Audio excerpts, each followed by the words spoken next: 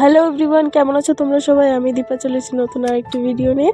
তো সকাল সকাল বিছানাটা তুলে নিলাম। আজকে ছিল রবিবারের সকাল, আর এই দিনটা আমার অনেকটাই ব্যস্ততায় কাটে, কারণ আমার ফ্যাশন ডিজাইনের কোর্সের ক্লাস থাকে। এই রবিবার সপ্তাহে একটা দিনই ক্লাস থাকে। তো সকালবেলা সব কাজ ছেড়ে আমি ভাতটা বসিয়ে দিয়েছিলাম, সিদ্ধ ভাত।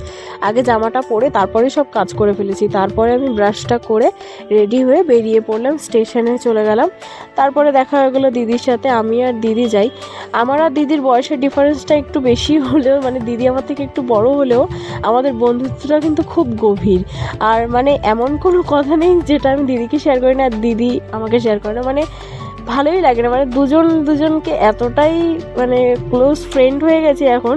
তো দিদি বলেই ডাকি, তবুও আমার খুব ভালো বন্ধু দিদি। এইটাই হচ্ছে কথা। তারপরে আমরা গোবরডাঙ্গায় নেমে গেলাম। আজকে ছিল রিপাবলিক ডে, তো অনেক জায়গায় আজকে পতাকা উত্তোলন হয়েছিল, সেলিব্রেট হয়েছিল। তো তারপরে আমরা দুজনে মিলে চলে গেলাম টোটোতে করে বাওরের মাঝখান দিয়ে। এই জায়গাটা যে কী ভালো লাগে, মাঝে মাঝে আমাদের ক্লাস না থাকলে না আমরা এখানে আসি।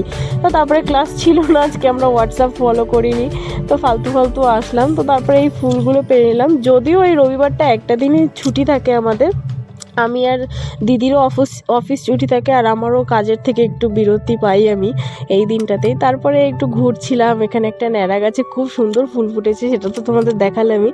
তারপর দুজনে মিলে হাত দোলাতে চলে আসলাম স্টেশনে এসে টিকিট কেটে নিয়ে একটু চলে গেছিলাম চা খেতে। তারপরে চাটা খেয়ে বাড়ির দিকে রওনা হয়ে গেলাম। তো আজকের মতো এটুকুই। সবাইকে টাটা, সবাই ভালো